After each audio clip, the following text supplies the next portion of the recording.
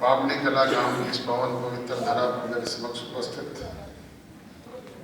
जननायक चौधरी देवीलाल जी की सोच पर पहरा देने वाले सम्मानित दादुल्य बुजुर्गों,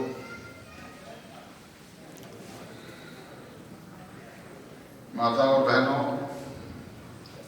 हम उम्र नौजवान दोस्तों, कृषि प्रधान भारतवर्ष के उज्जवल भविष्य अजीज प्यारे बच्चों, साथ आए जननायक जनता पार्टी जिला यमुनानगर इकाई के हमारे अध्यक्ष अजीज गुरविंदर तेजली जी, पार्टी के राष्ट्रीय सचिव वरिष्ठ नेता माननीय अशोक सेरवाल जी,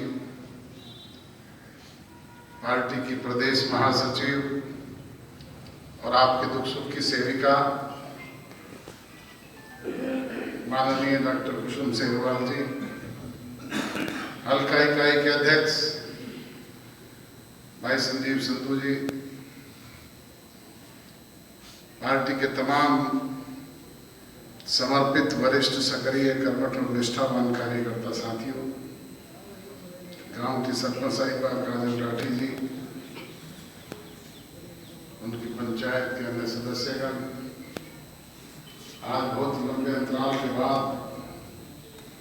आपके दर्शन करने का मौका मिला है, आपसे रूबरू मिलने का अवसर प्रदान हुआ है। मैं इसके लिए आभारी हूँ हमारी पार्टी की स्थानीय यूनिट का, जिन्होंने आपके यहाँ आयोजन रख करके आपके दर्शन करने का मौका दिया, आपसे रूबरू मिलने का अवसर प्रदान किया।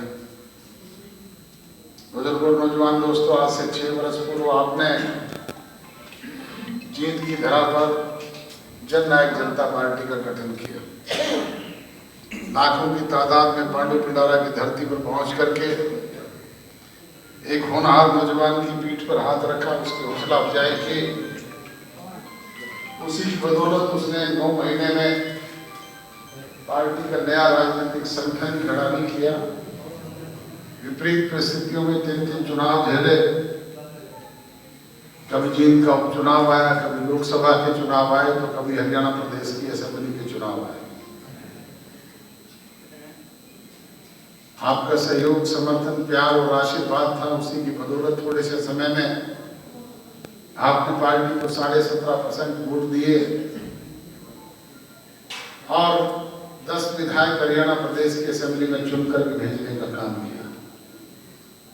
उन 10 विधायकों की बदौलत ही राजभाग में आपकी साझेदारी हुई। जैसे राजभाग में हिस्सेदारी हुई, हमारे कार्यकर्ताओं के चेहरे पे लाली आई, उन्हें खूबी जगी कि विकास के काम होंगे, बच्चों को रोजगार मिलेगा, छोटी मोटी समस्याओं से मुक्ति मिलेगी। परंतु मुझे ये कहते हुए अफसोस होता है कि जैसा आप लोगों ने सोचा था और हम करना चाहते थे, वो इस अरसे में हम कर नहीं पाए। उसके कई कारण रहे। एक तो हम पूर्ण बहुमत में नहीं, सरकार में सिर्फ 20% के साझेदार है, और दूसरा जैसे ही सत्ता परिवर्तन हुआ, सरकार बनी, कोरोना जैसी विश्वव्यापी महामारी आ गई, कभी पहला पेज, कभी दूसरा पेज, कभी तीसरा पेज, निरंतर 2 साल तक नहीं चल रहा। 2 साल हम चाह करके भी आपके बीच में नहीं आ पाए, और जब तक जनप्रतिनिधि लोगों के बीच में जाए नहीं, उनकी जाने नहीं, समझे नहीं, तब तक उसका समाधान नहीं हो पाता है। उस कोरोना से मुक्ति मिली तो किसान आंदोलन चल पड़ा। उस किसान आंदोलन की मार में अगर सबसे ज्यादा किसी को पड़ी तो हमको पड़ी। कानून बनाए थे, केंद्र की सरकार ने लागू करवाने का काम किया था प्रदेश के सांसदों ने। ना हमारा कोई सांसद था, ना केंद्र की सरकार में भागीदारी। फिर भी जगह जगह जो किसान भाई धरने पर बैठे हुए थे, वो एक ही बात करते थे, दुष्यंत चौटाला अस्वीकार करके सरकार से अलग हो जाए। मैंने अनेक बार सार्वजनिक मंचों से भी कहा, मीडिया के समक्ष भी कहा कि भाई इस्तीफा अगर किसी बात का समाधान है तो 10 विधायकों को मुझसे ले जाओ और अपना समाधान करो। इस्तीफा तो केंद्र की सरकार में मंत्री रही हरसिमरत कौर बादल ने भी मंत्रिमंडल से दिया था। इस्तीफा तो मेरे भाई अभय सिंह चौटाला ने भी विधायकी से दिया था। कुछ हासिल हुआ क्या? हासिल होता है राज से, सत्ता से, ताकत से, और समाधान निकलते हैं बातचीत के जरिए। आज अगर आपकी दी हुई ताकत है, हम सत्ता में हैं, तो आप जो भी कोई छोटी मोटी समस्याएं हमारे समक्ष लेकर के आते हैं, हम सरकारी तंत्र से कहकर के उसका समाधान करवाने का काम आपके बीच में करते हैं। आज गांव के सरपंच साहिबा की तरफ से जो मांग पत्र उनके प्रतिनिधि के तौर पर गुलाब सिंह जी ने दिया है,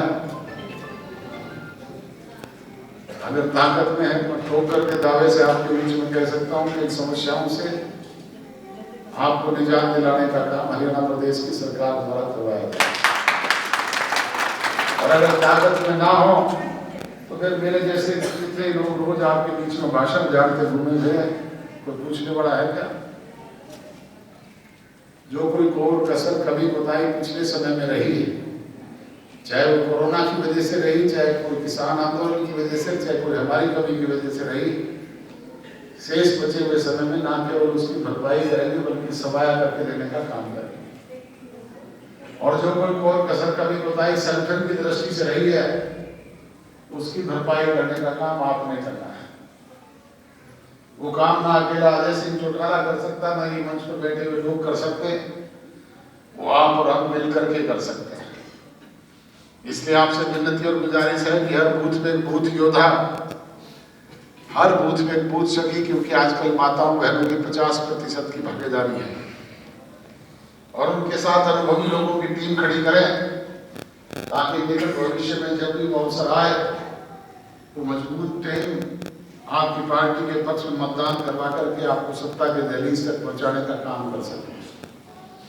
पर ये संभव तभी हो पाएगा जब आप गांव लेवल के आपसी छोटे मोटे मन मुटाव गिले शिकवे शिकायतों को दूर करके, जाति पाति धर्म और मजहब के वकीले से ऊपर उठ करके, झंडे के नीचे संगठित होकर के अपनी एक एक कीमती वोट अवसर आने पर इस चाबी के निशान वाला बटन दबा करके देने का काम करेंगे।